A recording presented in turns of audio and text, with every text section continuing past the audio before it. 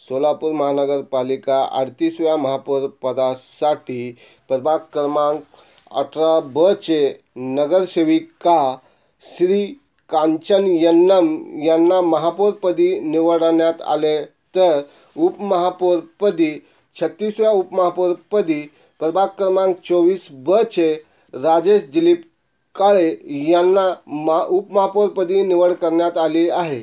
यावेळी महापौर उपमहापौर पदाच्या निवडीसाठी काही भाजपाचे नगरसेवक बंड पुकारले होते। त्याचवेळी या बंडांना थंड करण्यासाठी सोलापूर शहर भाजपाचे अध्यक्ष विक्रमजी देशमुख व माजी पालकमंत्री विजयकुमार देशमुख व तसेच माजी सहकार मंत्री सुभाषबापू देशमुख यांनी व तसेच माजी सभागृह नेते सोलापूर महानगरपालिका सूर्यकांत पाटील यांनी अधिक परिश्रम घेतले होते। यामुळेच आज सोलापूर महानगरपालिकेत तिसऱ्यांदा भाजपाचाच झेंडा फडकवण्यात यश आलं आहे। यासाठी गेले अनेक वर्षापासून कैलासवासी माजी खासदार लिंगराज वल्हाड यांचे स्वप्न साकार झाल्यास असं